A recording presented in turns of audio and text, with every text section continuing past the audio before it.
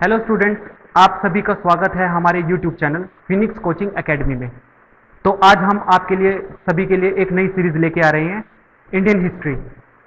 Indian history की आपको एक पूरी की पूरी सीरीज मिलेगी जिसमें हम पढ़ेंगे एंशिएंट हिस्ट्री, मेडिवल हिस्ट्री और मॉडर्न हिस्ट्री। ये जो हम सीरीज शुरू करने जा रहे हैं, ये सीरीज आपको स्टोरी फॉर्म में मिलेगी, बिल्कुल कहानी के रूप में। कि ये स्टोरी शुरू होगी आपका स्टोन एज वगैरह से लेके प्रागैतिहासिक काल से लेके पूरी हिस्ट्री हम कवर करेंगे एक बिल्कुल सटीक स्टोरी फॉर्म में। तो क्या आप सभी रेडी हैं, तैयार हैं? तो करें अपनी क्लास प्रारंभ। तो चलिए अपनी क्लास को प्रारंभ करते हैं। ठीक है, तो सबसे पहले हम पढ़ेंगे, देखिए भारतीय इतिहास को जानने से पहले हमको जानना होगा इतिहास के बारे में। इतिहास होता क्या है? इतिहास का मतलब जो बीत गया। सिंपल सी अगर लाइन में बताऊं मैं, जो बीत गया है वो अब दौर ना आएगा, ये है वो बात। इतिहास का मतलब है जो बीत चुका है, जो पल बीत चुके हैं। ठीक है, तो इतिहास का मतलब क्या है? जो बीत चुका है। लेकिन इतिहास जो शब्द है वो लिया कहां से गया है? हिस्ट्री शब्द जो है वो लिया कहां से गया है? तो हिस्ट्री शब्द की अगर बात हम करें तो हिस्ट्री शब्द कहां से लिया गया है? ये एक ग्रीक वर्ड है। क्या है ये? एक ग्रीक शब्द है, ग्रीक वर्ड है। ये एक ग्रीक वर्ड है जिसको हम क्या कहते हैं? हिस्ट्री को। हिस्ट्री को हम जानते हैं किससे? कौन सा शब्द है हिस्ट्री का? हाँ जी, आप बताइए। हिस्टोरिया, बिल्कुल सही, हिस्टोरिया शब्द है। हिस्ट्री को अगर हम ग्रीक वर्ड में किस नाम से जानते हैं? हिस्टोरिया से। ठीक है, अब बात करते हैं, ये शब्द भी कहीं ना कहीं से आया होगा, किसी ना किसी किताब से आया होगा। तो किसकी किताब, कौन सी किताब थी वो? वो किताब थी हिस्टोरिका। कौन सी बुक थी वो? हिस्टोरिका। और जिस महान इंसान ने ये बुक लिखी थी उनका नाम क्या था? यस, बिल्कुल, हेरोडोटस।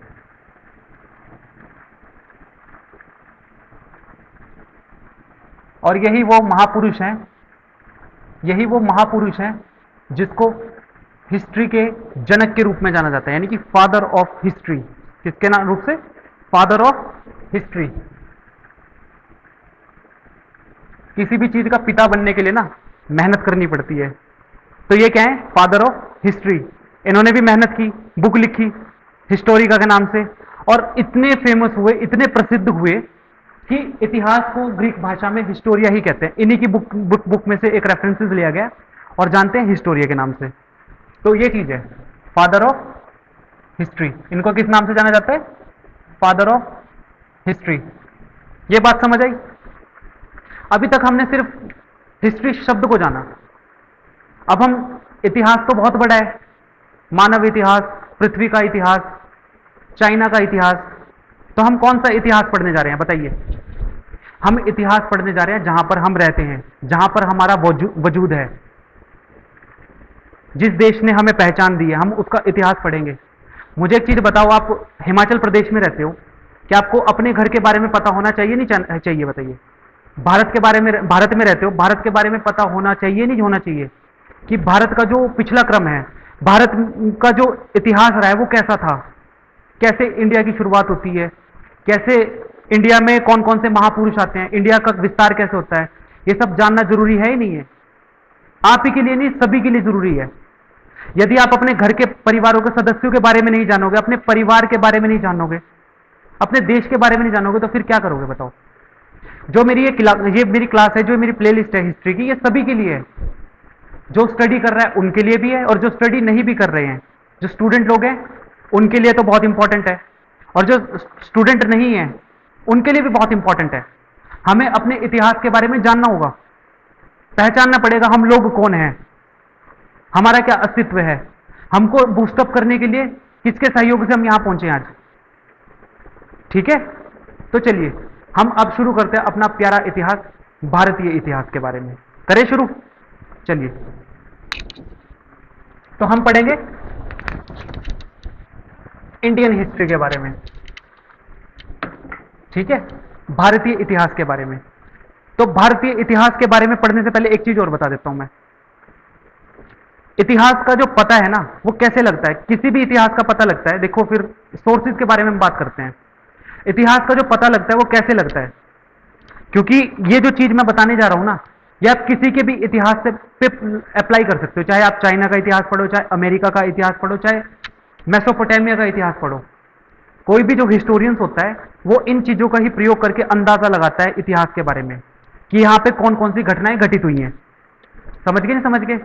यदि अगर आपको किसी के इतिहास के बारे में जानना हो तो ये चीजों का आप प्रयोग करोगे। फर्स्ट ऑफ ऑल हम बात करते हैं सोर्सेज की। इसको बोलते हैं स्त्रोत्र। कि हम इतिहास के बारे में जानेंगे कैसे? इतिहास के बारे में जानेंगे कैसे? इतिहास के बारे में हम जानेंगे, इसके कुछ तरीके होते हैं। स्त्रोत्रों के बारे में से हम जान सकते हैं। फर्स्ट ऑफ ऑल क्या आता है इसमें? Archaeological sources. आर्कियोलॉजिकल सोर्सेज जिसको बोलते हैं पुरातात्विक स्रोत। यहां पे लिख लीजिए पुरातात्विक स्रोत। ठीक है, पुरातात्विक स्रोत। दूसरा क्या है? दूसरा आप बताइए, चलिए आप तो पढ़ चुके हैं। हाँ भाई आप पढ़ चुके हैं, आप बताइए। साहित्यिक स्रोत है, बिल्कुल साहित्यिक स्रोत। और तीसरा क्या है?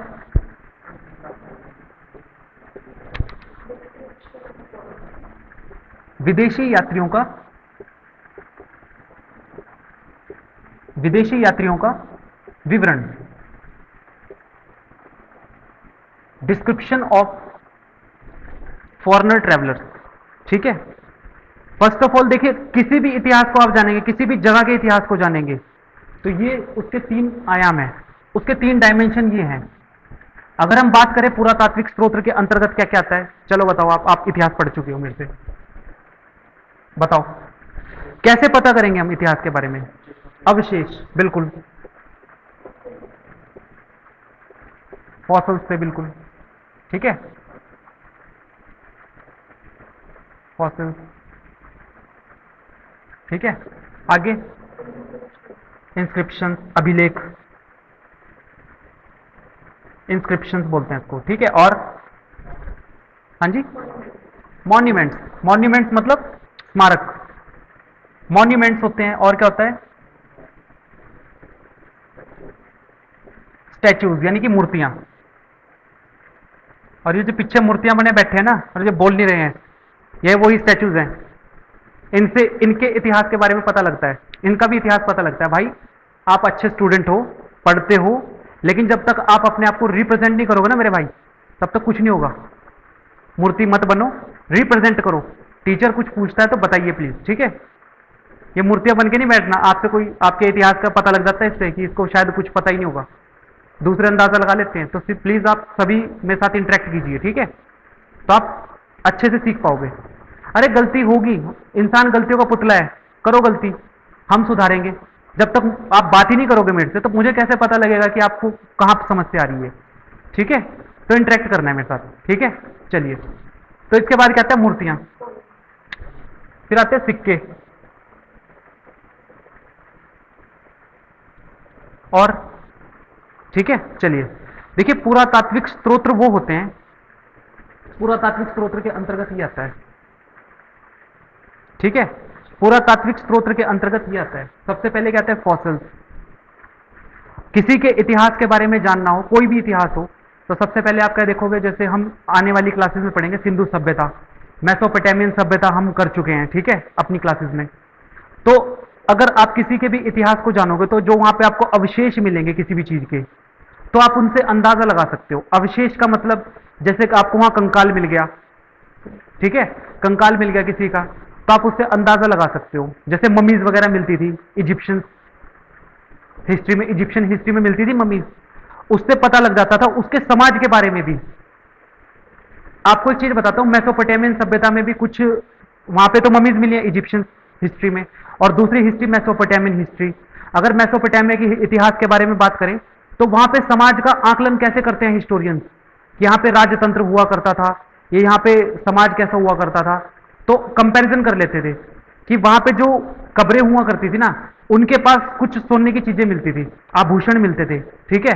और उससे क्या होता था, आभूषण मिलते थे तो अंदाजा लग जाता था यहाँ पे एक वर्ग था जो अमीर था, और दूसरा वर्ग, और दूसरी कब्रें भी मिली हैं उनको जहां पर ऐसी कोई चीजें नहीं मिली, जहां पे अनाज मिला है, मतलब जो बर्तन मिले हैं तांबे के, और सस्ते सस्ते बर्तन वगैरह मिले हैं, और भी कई चीजें मिली हैं। तो उससे अंदाजा ये लगाया जाता था कि समाज विभाजित है वर्गों में। समझ रहे हैं मॉन्यूमेंट इससे कैसे पता लगता है, अवशेषों से। ऐसे हिस्टोरियंस अंदाजा लगाते हैं। समझ आया नहीं आया? वहां पर आपको कई सारे बर्तन मिलेंगे, मिट्टी के खिलौने मिलेंगे, अनाज मिलेंगे। ये सिंधु सभ्यता से ऐसे अंदाजा लगाया हिस्टोरियंस ने कि वहां की सभ्यता कैसी थी, क्योंकि वो तो सब घटित हो चुका है, बताने वाला कोई नहीं है। तो जो उनको अवशेष मिलेंगे उससे ही अंदाजा लगाते थे कि यहाँ की सभ्यता कैसी थी। जैसे सिंधु सभ्यता में ब्रॉन्ज डांसिंग गर्ल मिली है, वहां से कांस्य की नृत्यिका मिली है, हम बात करेंगे इसके बारे में। तो इससे क्या अंदाजा लगता है, इससे यह पता लगता है कि जो सिंधु सभ्यता के लोग हैं उनको नॉलेज थी किस चीज की, ब्रॉन्ज की, वो बनाना जानते थे। समझ आए ना? इससे कैसे अंदाजा लगाओगे आप इतिहास के बारे में। इसके बाद आता है इंस्क्रिप्शन, अभिलेखों से भी पता लगता है। अभिलेख जैसे उस टाइम के अगर कोई टेक्स्ट मिल गए, समझ रहे हो, टेक्स्ट मिल गए, चाहे वो ताम्र पत्रों पे मिल लिखे हो टेक्स्ट, या पत्थरों पे लिखे हो टेक्स्ट, चित्रकला होगी जैसे भित्ति चित्रकला, गुफा में जो चित्रकला करते थे भीमबेटका में, टेक्स्ट मिल गया कोई, तो उससे अंदाजा लग जाता था कि यहां पे इस हिस्ट्री का ये मतलब है, यहां पे ये चीजें घटित हो चुकी हैं। दूसरी बात करते हैं हम स्मारक की, कोई बिल्डिंग्स मिल गई, बात करते हैं ताजमहल की, तो लगता है ना मुगल एम्पायर था। अब आपसे कोई पूछेगा कि मुगल, आप कैसे कह सकते हो कि मुगल थे, ये सबसे रेलिवेंट एग्जांपल्स हैं।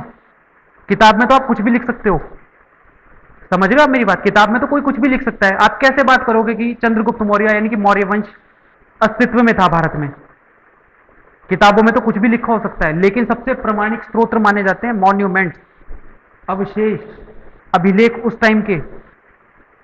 दूसरी बात मूर्तियां, अगर उन्होंने कोई मूर्तियां बनवाई हैं तो उससे पता लगता था कि ये सिविलाइजेशन जिंदा थी। समझ गए? इसके बाद आता है कॉइन्स, मतलब अगर इसकी बात करें पुरातात्विक स्रोत की, आर्कियोलॉजिकल सोर्स, किसी के भी इतिहास को जानने का सबसे प्रमाणिक ऑथेंटिक सोर्स कौन सा है, ये, इस पे आप सबसे ज्यादा भरोसा करोगे, ठीक है।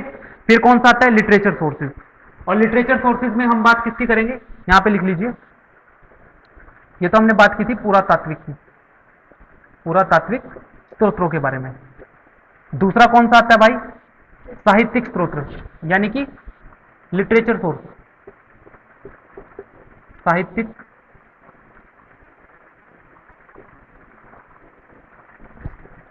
सोर्स, स्रोत, ठीक है। साहित्यिक स्रोत की अगर बात करें हम, तो इसमें क्या आएगा, बताएगा कोई? यस, धार्मिक एवं धार्मिक स्रोत एवं अधार्मिक, सही बोला मैंने? ध्यान से सुनो, धार्मिक एवं अधार्मिक स्रोत, ध्यान से सुनो दोबारा, सही बोला मैंने? आकलन कीजिए। हाँ जी भाई, आप बताइए प्लीज। धार्मिक और अधार्मिक स्रोतों का इसमें हमें पता चलता है, सही बोला मैंने? अधार्मिक होना चाहिए, कुछ और होना चाहिए, बताता हूं। धार्मिक और गैर धार्मिक होता है,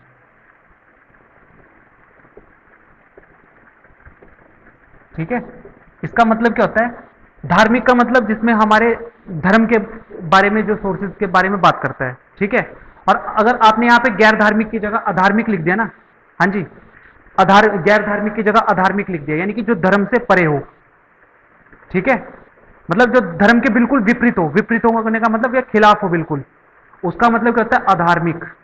और गैर धार्मिक का मतलब क्या है, जो धर्म ना हो, जो धर्म से बिल्कुल परे हो, जो धर्म को फॉलो भी नहीं करता और धर्म को खारिज भी नहीं करता। समझ गए नहीं समझ गए?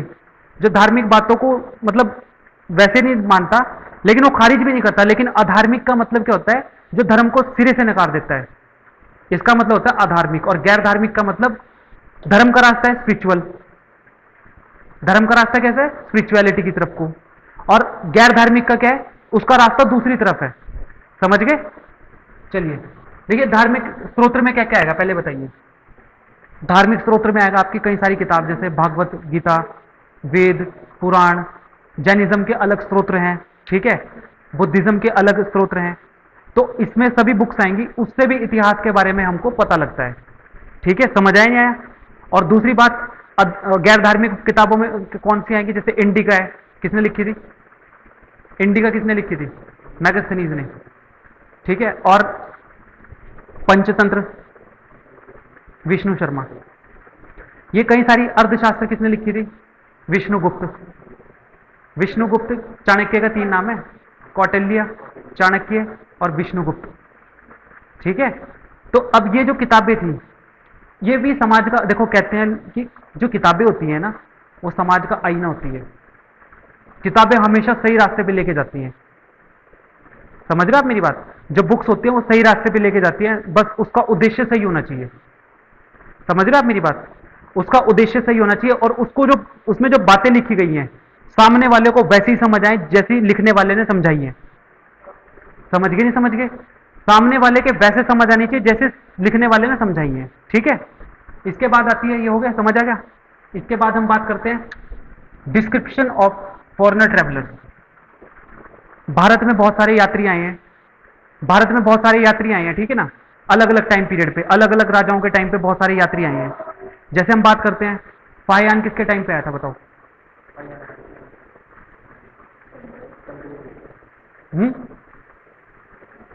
अच्छा, और मैगस्थनीज किसके टाइम पे आया था? अच्छा, मैगस्थनीज किसके टाइम पे आया पहले बताओ? मौर्य, बिल्कुल सही। मैगस्थनीज किसके टाइम पीरियड पे आया? चंद्रगुप्त मौर्य। और फाहियान, फाहियान है चंद्रगुप्त सेकंड, जो गुप्ता डायनेस्टी के शासक हुए हैं। ठीक है, गुप्ता डायनेस्टी के जो शासक हुए हैं चंद्रगुप्त सेकंड, उनके टाइम पे आया था। कंफ्यूज मत कर जाना, मौर्य अलग है और चंद्रगुप्ता के गुप्ता डायनेस्टी के राजा अलग है। हेनसांग किसके टाइम पे आया था? हर्षवर्धन के टाइम पे। देखिए, उस टाइम पे भी भारत में कई अलग अलग प्रकार के यात्री भारत में आए, और उन्होंने क्या किया? भारत में रहे, भारत के समाज को देखा, जाना, समझा, परखा, यहाँ की नीतियां देखी, यहाँ के राजाओं के बारे में देखा, और उन्होंने अपने जो किताबें हैं, अपनी बुक्स हैं जो, उसमें क्या किया? उसको नोट डाउन किया, और उन्होंने बताया भारत का समाज हर्षवर्धन के टाइम पे ऐसा था। हिंसांग ने बताया भारत का जो राजनीतिक तंत्र था हर्षवर्धन के टाइम पे ऐसा था। मैगस्थनीज की बुक में आपको क्या मिलेगा? यानी कि भारत का जो रूलिंग पीरियड था इस टाइम पे, चंद्रगुप्त मौर्य का शासन था, चंद्रगुप्त मौर्य की नीतियों के बारे में पता लगेगा, समाज के बारे में पता चलेगा, स्त्रियों की दशाओं के बारे में पता चलेगा, कैसा वहां पे सामाजिक स्ट्रक्चर था उसके बारे में पता चलेगा। तो यात्रियों के जो डिस्क्रिप्शंस होते हैं ना, वो भी बहुत इंपॉर्टेंट होते हैं। समझ गए? तो वो ये समझ आया आपको? क्लियर हुआ? तो इसी के बाद, तो ये तो हमने अपनी क्लास का इंट्रोडक्शन पढ़ा है, और इसी के साथ हम मिलते हैं अगले पार्ट में। तब तक के लिए, और हमारी वीडियो में पूरा बने रहने के लिए आपका बहुत बहुत शुक्रिया। अगर आपके लिए वीडियो ये वैल्यूएबल रही है तो प्लीज़ सब्सक्राइब करें, लाइक करें और शेयर करें। और यदि आपकी कोई क्वारीज हो तो आप हमें कमेंट बॉक्स में कमेंट करके लिख सकते हैं। धन्यवाद।